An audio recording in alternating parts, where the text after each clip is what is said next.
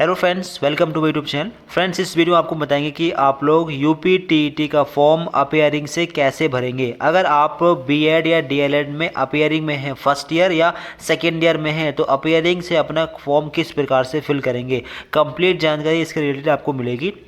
Form fill करने के लिए आप लोग ऑफिशियल वेबसाइट पर पहुंचना। ऑफिशियल वेबसाइट का लिंक मिल जाएगा आपको डिस्क्रिप्शन बॉक्स में। क्लिक करके इस वाले पेज पर पहुंचे। इसके बाद थोड़ा नीचे आए। नीचे आने के बाद में पहले अपना रजिस्ट्रेशन कर लें। अगर कर लिया हो तो लॉगिन कर सकते हैं। ठीक है, ओटीआर करना होगा आपको। इसके लिए इनिटिराइज ओटीआर आईडी, इस पर क्लिक करेंगे। परस्यूम का ऑप्शन दे दिया गया है। आप सभी लोग अपना फॉर्म आसानी से फिल कर सकते हैं। ठीक है, इसके बाद में आपके सामने रजिस्ट्रेशन का पेज खुलेगा। ठीक है, ये रजिस्ट्रेशन डिटेल है, इसको बहुत सावधानी से आपको भरना है। इसमें करेक्शन भी नहीं होता है। देखिए, नेम, अपना नेम डालें यहाँ पर, और दोबारा से नाम यहाँ पर डालें। फादर नेम डालें, फादर नेम दोबारा से यहाँ पर डालें। मदर नेम दोबारा से यहाँ पर। अपनी डेट ऑफ बर्थ यहाँ पर फिल करें, सेम यहाँ पर। और जेंडर यहाँ पर फिल करें, अपने मेल फीमेल जो भी हैं सेम यहाँ पर फिल करें। नीचे आधार कार्ड का ऑप्शन है, और ड्राइविंग लाइसेंस पैन कार्ड का ऑप्शन भी है। पैन कार्ड यहाँ पर नहीं ले रहा है, तो आधार कार्ड का ऑप्शन आपको लेना होगा। आधार कार्ड से मोबाइल नंबर रजिस्टर्ड होना चाहिए। ठीक है, इसके बाद में आई कन्फर्म इस बॉक्स पर क्लिक करना है। इसके बाद नीचे आना है। नीचे आने के बाद में आप लोगों को अपने 12 डिजिट का आधार कार्ड का नंबर यहाँ पर डालना है। इसके बाद में वेरीफाई वाई आधार ओटीपी वाले इस बटन पर क्लिक करना है। ठीक, और इसके बाद में फिर आपके आधार से जो मोबाइल नंबर रजिस्टर्ड होगा, उस मोबाइल नंबर पर आपके एक ओटीपी जाएगा। वो ओटीपी आप लोगों को वेरीफाई करना होगा। इसके बाद में आप लोगों को अपना ओटीपी यहाँ पर फिल करना है। इसके बाद में सबमिट वाले इस बटन पर क्लिक करके सबमिट करना है। ओटीपी यहाँ पर फिल करने के बाद में वेरीफाई वाले इस बटन पर आप लोग क्लिक कर देंगे, और ये कंफर्म्ड यहाँ पर आपको शो हो जाएगा। ठीक, अब आगे आप लोगों को ईमेल आईडी यहाँ पर डालनी है। उस पर एक ओटीपी जाएगा, उसको वेरीफाई करना है। ठीक है, इस पर क्लिक करें, फिर ओटीपी वेरीफाई करें, इसको कंफर्म करें। इसके बाद में आपको लाइव फ़ोटो यहाँ पर वेरीफाई करना है। ईमेल आईडी वेरीफाई करने के बाद में आप लोगों को यहाँ पर जनरेट वेरिफिकेशन क्यूआर कोड का ऑप्शन मिल जाएगा। मोबाइल फ़ोन से इससे कर सकते हैं, और यहाँ से भी कर सकते हैं। ठीक है, कैमरे से भी आप लोग परमिशन देकर यहाँ से कर सकते हैं। तो कैमरे पर क्लिक करेंगे। इसके बाद में यहाँ से अलाउ कर देंगे। अगर यहाँ पर क्लोज एनी बबल्स और ओवरलेज पर मदर ऐप्स इसकी दिक्कत आ जाए तो कैंसिल करें। इसके बाद में जो वेबसाइट आपको यहाँ पर दिख रही है, इस वेबसाइट पर क्लिक करिएगा, और इसके बाद में आप लोगों को यहाँ पर शो होगा परमिशंस में कैमरा ब्लॉक्ड, इस पर आप लोग क्लिक करना है। इसके बाद में यहाँ से ऑटोमेटिकली ब्लॉक को हटा देना, अलाउड यहाँ से हो जाएगा। इसके बाद में दोबारा से आप लोग यूज़ कैमरा, इस पर क्लिक करना। इसके बाद में कैमरा आपके सामने ओपन हो जाएगा। अब फ्रेम में सही से अपने चेहरे को लाना है, और अपना फ़ोटो कैप्चर यहाँ पर कर लेना है। ठीक है, इसके रिगार्डिंग अलग से वीडियो बनी हुई है कैसे कैप्चर करना है। ठीक है, जब फ्रेम में सही से फ़ोटो आ जाए तो आप लोग कैप्चर फ़ोटो पर क्लिक करेंगे, आपका फ़ोटो यहाँ पर कैप्चर हो जाएगा। इसके बाद में आप लोगों को यहाँ पर शो होगा आपका फ़ोटो। ठीक है, और नीचे आप लोगों को यहाँ पर शो होगा सेव वेरीफाइड फ़ोटो, इस पर आप लोग क्लिक करेंगे। आपका फ़ोटो मतलब वेरीफाई हो चुका है, आप लोग सेव कर देंगे यहाँ से। ठीक है, इसके बाद यहाँ पर आपको live photo captured and linked successfully show हो जाएगा। अब आप लोग थोड़ा नीचे आएंगे। नीचे आने के बाद में आप लोगों को यहाँ पर पासवर्ड क्रिएट करना है।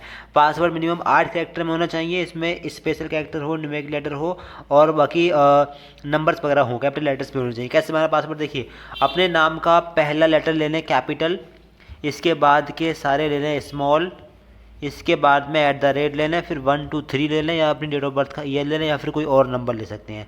ऐसा पासवर्ड बनाइए। ऐसा सेम पासवर्ड यहाँ पर डालिए। सिक्योरिटी क्वेश्चन में जाइए, यहाँ से कोई एक ऑप्शन लीजिए, और जैसे मान लीजिए आप ले रहे हैं what is your mother's middle name, तो उसकी जानकारी देंगे यहाँ पर। और अगर आप लोग यहाँ से ले रहे हैं what is the name of your first school, तो अपने फर्स्ट स्कूल का नाम डाल दें। कोई भी एक ऑप्शन लेकर उसका आंसर लिखेंगे। इसके बाद में नंबर्स को वेरीफाई करेंगे। यहाँ पर ऐड करने को बोलो तो ऐड करके यहाँ पर लिख देंगे। इसके बाद में रजिस्टर एंड प्रोसीड नेक्स्ट पर क्लिक करेंगे। इसके बाद में आपका रजिस्ट्रेशन हो जाएगा। अब आपको करना है ओटीआर। अभी ये केवल रजिस्ट्रेशन हुआ है, ओटीआर में काफ़ी लंबा भी प्रोसेस है। ठीक है, पहला स्टेप कंप्लीट हुआ है केवल पर्सनल डिटेल्स वाला। आपको रजिस्ट्रेशन आईडी मिल गई है। आप लोग थोड़ा नीचे आएंगे। नीचे आने के बाद में काफ़ी सारे स्टेप्स हैं, address detail, academic details, twin details, upload documents, और अपना प्रीव्यू और फाइनल सबमिट। थोड़ा नीचे आएंगे। नीचे आने के बाद में यहाँ पर डिटेल जो फिल हो गई, इसमें चेंजेस नहीं कर पाएंगे। आगे है आधार लिंक्ड मोबाइल नंबर, यहाँ पर फिल करना है। टेलीफोन नंबर डाल सकते हैं, छोड़ भी सकते हैं। नेशनलिटी इंडिया सिलेक्ट है। आगे है मैरिटल स्टेटस, शादीशुदा हो तो मैरिड, वरना अनमैरिड, विडो, डाइवोर्स्ड का ऑप्शन भी है। प्लेस ऑफ बर्थ, आप किस राज्य के में आपका जन्म हुआ है, अपना राज्य सेलेक्ट करेंगे। विजिबल मार्क की जानकारी देंगे। अगर आपकी बॉडी पर कोई जले कटे का निशान हो, कोई कान में इयरिंग्स वगैरह कुछ पहनी हो, कुछ स्पेशल निशान हो आपकी बॉडी पर, तो आप उसकी जानकारी दे सकते हैं, वरना यहाँ पर नो मार्क भी डाल सकते हैं। ठीक है, थोड़ा नीचे आएंगे। नीचे आने के बाद में कैटेगरी एंड स्पेशल रिजर्वेशन का ऑप्शन है। रिजर्वेशन कैटेगरी, अपनी कैटेगरी सेलेक्ट करिए, किस कैटेगरी से आते हैं। अगर ओबीसी से आते हैं तो ओबीसी बस सेलेक्ट क्लिक करें। इसके बाद में आगे है क्रीमी लेयर या नॉन क्रीमी लेयर, तो यहाँ पर ऑप्शन है, अगर आप नॉन क्रीमी लेयर इस पर क्लिक करेंगे। अगर आपके फादर की इनकम 8 लाख से कम है तो आपको नॉन क्रीमी लेयर वाला ऑप्शन सेलेक्ट करना है। ठीक है, आगे है कैटेगरी सर्टिफिकेट नंबर, यहाँ पर अपना कैटेगरी सर्टिफिकेट नंबर फिल करेंगे। ठीक है, आगे है certificate issue date, issue date डालेंगे आपकी जो भी है अपनी कैटेगरी के हिसाब से। ठीक है, यहाँ पर कोई भी इशू डेट आप डाल सकते हैं। ठीक है, आगे है इशूइंग अथॉरिटी, यहाँ पर फिल कर दें। स्टेट ऑफ स्टेट, कौन से स्टेट से आपने इशू कराया वो यहाँ पर डाल दें, उत्तर प्रदेश होगा यहाँ पर डाल देंगे। आगे are you differently abled, PH physically handicap category से आते हो तो यस, वरना नो। स्पेशल रिजर्वेशन कोई मिलता हो तो यहाँ पर लगा दें, वरना नन पर लगा देंगे। ठीक है, आगे रहेगा सीकिंग एज रिलैक्सेशन, अगर आप ओबीसी एससी एसटी से आते हैं तो आपको एज में छूट मिलेगी, आपको यस करना है। इसके बाद में आगे है एज रिलैक्सेशन कैटेगरी, कैटेगरी कौन सी है, SC ST OBC ex serviceman, इनको आप रिजर्वेशन मिलेगा तो आप अपनी कैटेगरी यहाँ पर सेलेक्ट करेंगे। इसके बाद में सेव एंड नेक्स्ट पर क्लिक करके इसको सेव कर देना है। अगला स्टेप है एड्रेस डिटेल्स का। अब आप लोग थोड़ा नीचे आएंगे। नीचे आने के बाद में आप लोगों को यहाँ पर दिखेगा एड्रेस, अपना फुल एड्रेस यहाँ पर डालिए, स्ट्रीट बिल्डिंग हाउस नंबर जो भी यहाँ पर डालें। अपना लाइन 2 में एड्रेस डाल दें, अपने पोस्ट ऑफिस का नाम यहाँ पर डाल सकते हैं। ठीक है, यहाँ पर हाउस नंबर, यहाँ पर विलेज का नाम भी डाल सकते हैं। आगे है एड्रेस लाइन 3 ऑप्शन है, इसको छोड़ भी सकते हैं, या फिर यहाँ पर पोस्ट ऑफिस तहसील वगैरह डाल सकते हैं। आगे है स्टेट, आप किस स्टेट से बिलोंग करते हैं, अपना स्टेट यहाँ पर सेलेक्ट करेंगे। डिस्ट्रिक्ट, आप किस डिस्ट्रिक्ट से बिलोंग करते हैं, अपना डिस्ट्रिक्ट यहाँ पर सेलेक्ट करिएगा। अपने एरिया का पिन कोड यहाँ पर डालिए।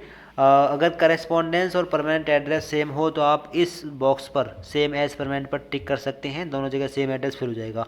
अदरवाइज़ दोनों जगह अलग अलग भी डिफरेंट एड्रेस भी फिल कर सकते हैं।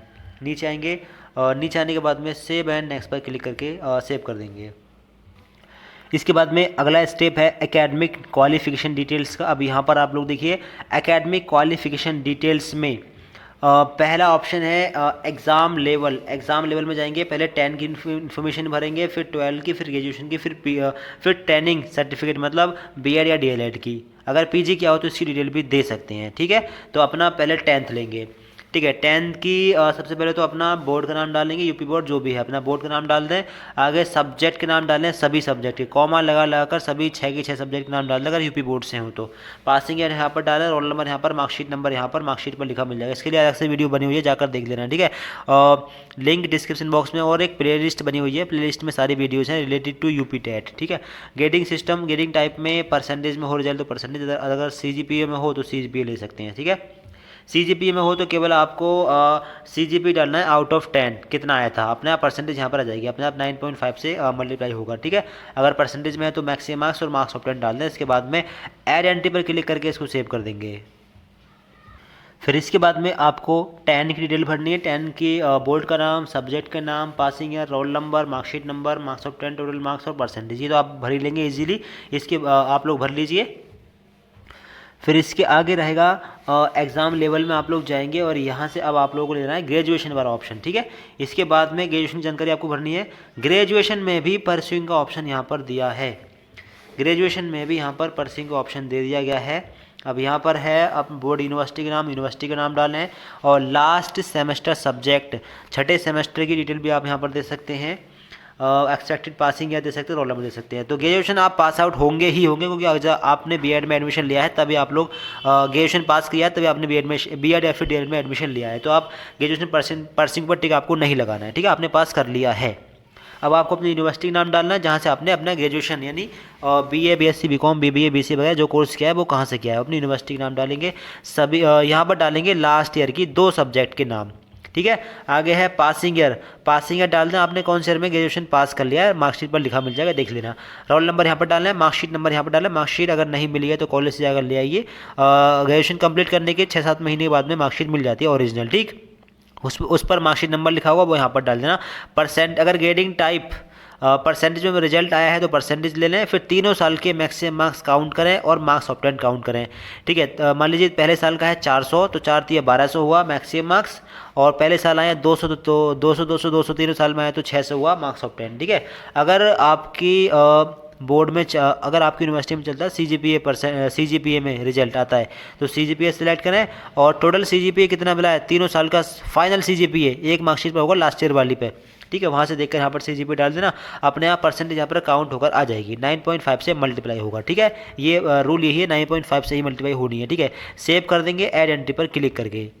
आगे जो ऑप्शन आएगा वो आएगा एग्जाम लेवल में, आप लोग जाएंगे यहाँ से लेंगे ट्रेनिंग क्वालिफिकेशन B.Ed D.El.Ed वाला ये ऑप्शन। ठीक है, अपना सिलेक्ट कर लेंगे। अब यहाँ पर बहुत ध्यान से देख लीजिए, अपेयरिंग वाले जो स्टूडेंट्स परेशान हो रहे हैं उनके लिए यहाँ पर परस्यूइंग का ऑप्शन दे दिया गया है। आप लोग चाहे B.Ed के या D.El.Ed के फर्स्ट ईयर में हो एनुअल पैटर्न पर, चाहे सेमेस्टर पैटर्न पर पहले सेमेस्टर में हो, चाहे दूसरे सेमेस्टर में हो, चाहे चौथे या तीसरे सेमेस्टर में हो, चाहे एनुअल पैटर्न के सेकेंड ईयर में हो, तो आप लोगों को परस्यूइंग पर टिक करना है। परस्यूइंग पर टिक करेंगे, इसके बाद में आप कौन सी यूनिवर्सिटी से B.Ed या D.El.Ed करना है यूनिवर्सिटी का नाम डालेंगे, लास्ट सेमेस्टर सब्जेक्ट। अगर मान लीजिए आप दूसरे सेमेस्टर में आ गए और पहले सेमेस्टर का रिजल्ट आपका आ चुका है, तो पहले सेमेस्टर में कौन कौन सी सब्जेक्ट थी यहाँ पर डाल देना।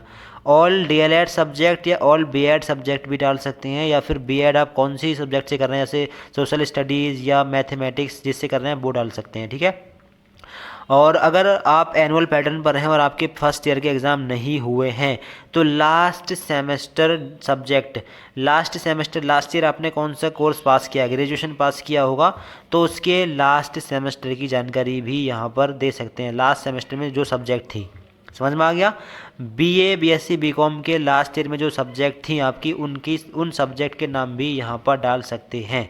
अगर आपका एक भी सेमेस्टर कंप्लीट नहीं हुआ है तो यहाँ पर लिखा है लास्ट सेमेस्टर सब्जेक्ट।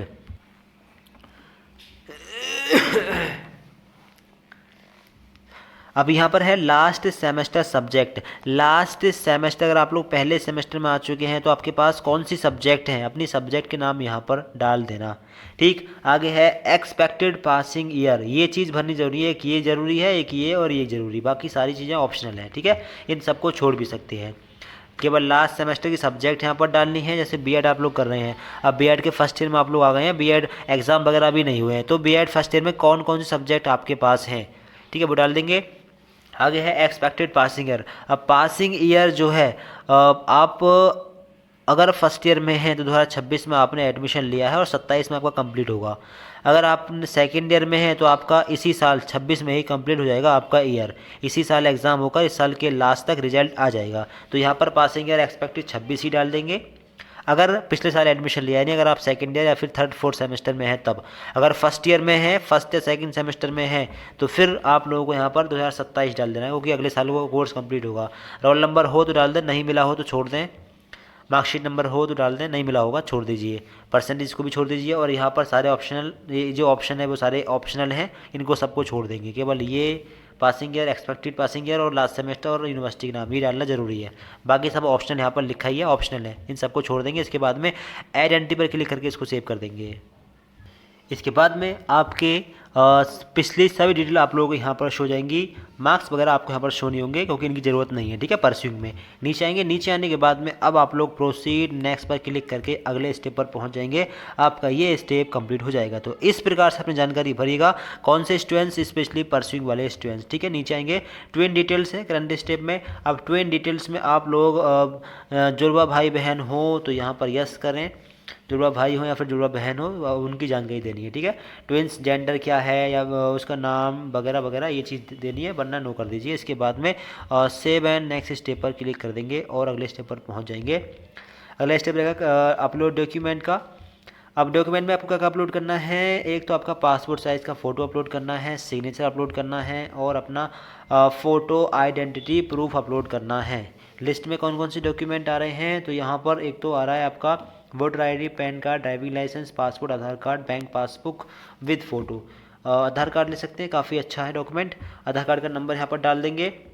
अपना साइज़ वगैरह कम करके इसको अपलोड कर देंगे। ठीक है, 10th की मार्कशीट अपलोड करेंगे और नीचे 12th की मार्कशीट अपलोड करेंगे, ग्रेजुएशन की मार्कशीट अपलोड करेंगे। और अगर आप SC ST OBC EWS category से हैं तो अपना कैटेगरी सर्टिफिकेट भी अपलोड करना है। और नीचे आप लोगों को हैंड डिक्लेरेशन भी अपलोड करना है। हैंड डिक्लेरेशन को चाहे हिंदी में या फिर इंग्लिश में लिख कर एक वाइट बैकग्राउंड पेज पर अपने ब्लू पेन से लिखकर इसको अपलोड कर देना है। ठीक है, हाथ से लिखकर अब उसका फ़ोटो खींचकर और उसको यहाँ पर फाइल वगैरह PDF में कन्वर्ट करके, ये मांगा गया है आपका JPG या PNG फॉर्मेट में, JPG में करके इसको अपलोड कर देंगे। ठीक है, अपलोड कहाँ से करेंगे, सेलेक्ट फाइल पर क्लिक करके इसको अपलोड करेंगे।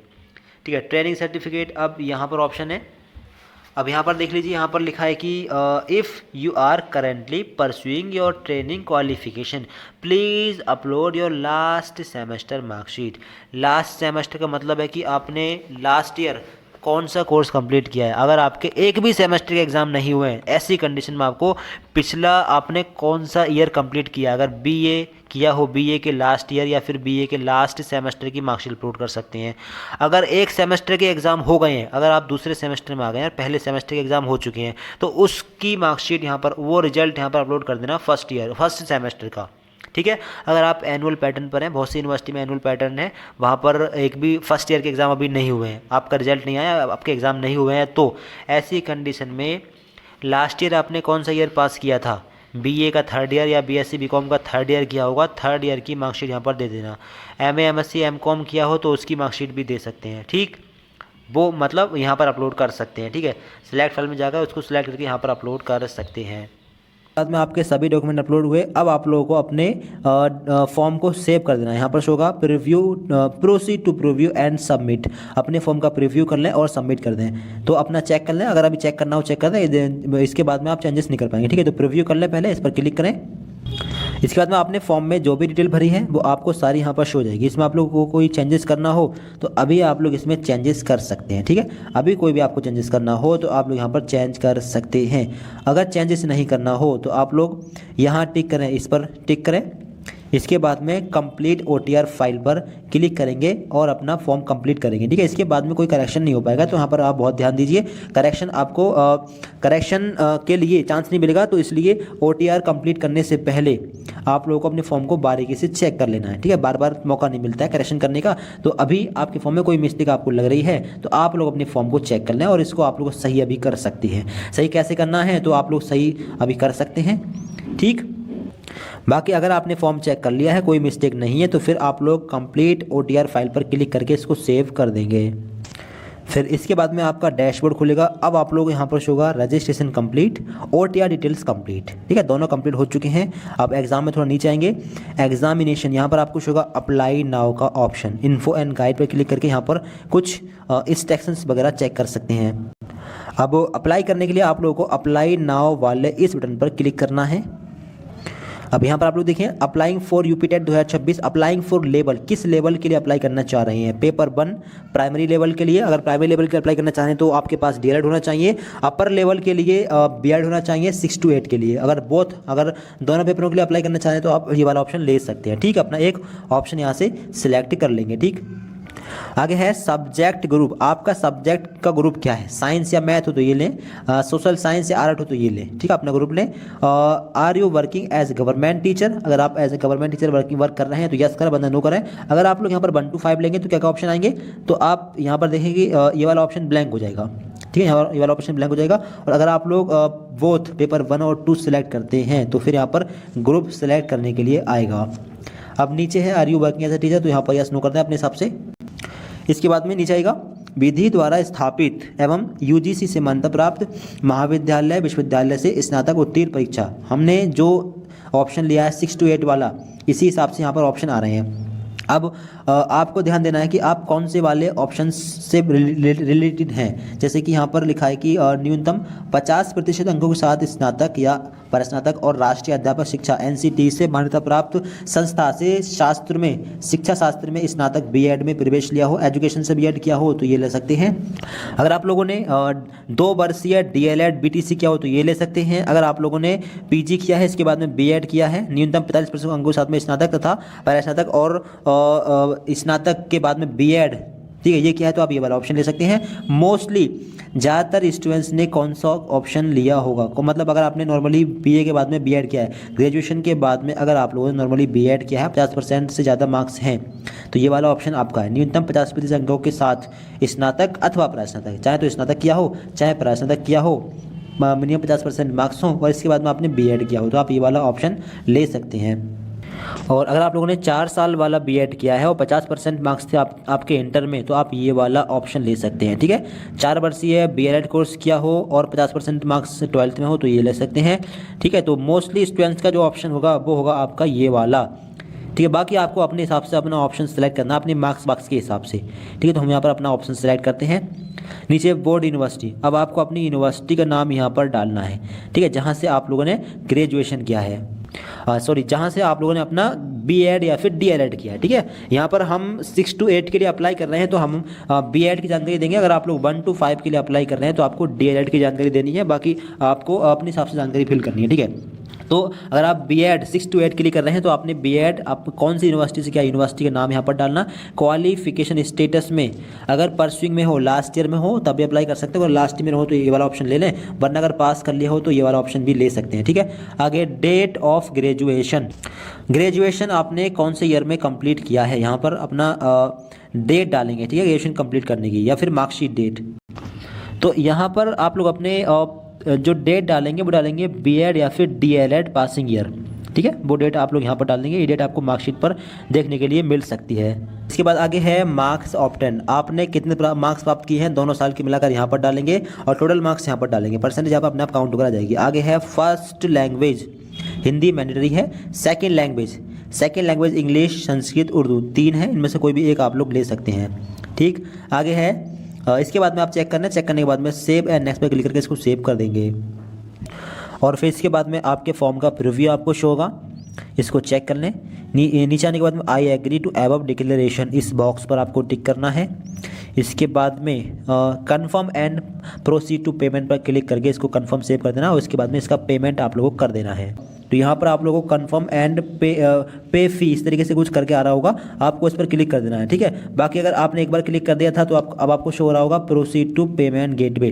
ठीक है, तो आप लोग क्लिक कर देना। इसके बाद में आपके सामने ऐसा स्टेप खुलेगा, आपके अप्लाइड फॉर पेपर वगैरह आपको शो हो रहे होंगे और एप्लीकेशन स्टेटस में आपको अभी पेंडिंग शो करेगा जब तक आप लोग फीस पे नहीं करेंगे। ठीक है, तो नीचे आएंगे, नीचे आने के बाद में यहाँ पर आपको शो होगा पे नाउ बाई आईसीआईसीआई बैंक। ठीक है, इस पर यानी आप आईसीआई का ऑप्शन ले सकते हैं, बाकी एसबीआई का ऑप्शन भी ले सकते हैं। ठीक है, कोई भी एक ऑप्शन ले लेंगे, दोनों ऑप्शन में आपको यूपीआई का ऑप्शन देखने के लिए मिल जाएगा, यानी फ़ोनपे, जीपे और पेटीएम वगैरह दोनों में आपको देखने के लिए मिल जाएंगे। इस पर क्लिक करेंगे, इसके बाद थोड़ा नीचे आएंगे, नीचे आने के बाद में आपको शो होगा यूपीआई का ये ऑप्शन, इस पर क्लिक करना और इसके बाद में थोड़ा सा यहाँ पर लोड लेगा और पेमेंट गेटवे आपके सामने आ जाएगा, मतलब ऑप्शंस खुल जाएंगे।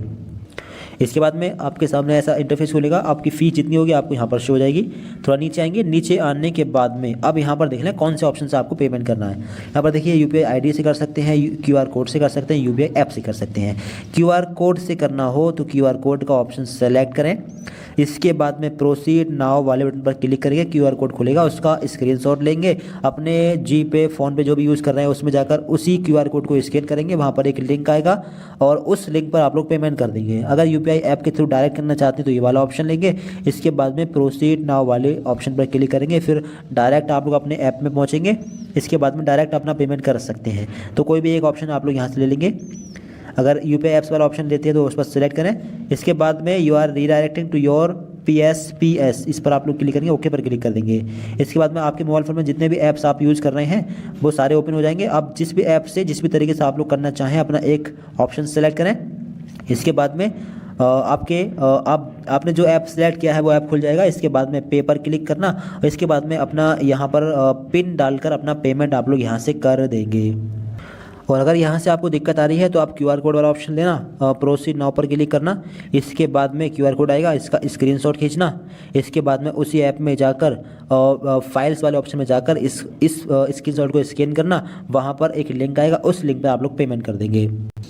फिर इसके बाद में आप लोगों का पेमेंट जो है हो जाएगा और इसके बाद में आप लोग जब डैशबोर्ड पर आएंगे तो यहाँ पर आप लोगों को प्रिंट का ऑप्शन देखने के लिए मिल जाएगा। ठीक है, पेमेंट कंप्लीट होने के बाद यहाँ पर प्रिंट का ऑप्शन देखने को मिलेगा, तो प्रिंट आप लोग यहाँ से कर लेना। तो इस प्रकार से अपना कंप्लीट फॉर्म फिल कर लें। कोई दिक्कत आ रही है कमेंट बॉक्स में आप लोग हमसे बता सकते हैं। अपने फ्रेंड्स को वीडियो शेयर कर दें और आगे आप लोगों को एग्जाम डेट एडमिट कार्ड की भी जानकारी मिलेगी तो चैनल को फौरन सब्सक्राइब कर लीजिए। Thanks for watching this.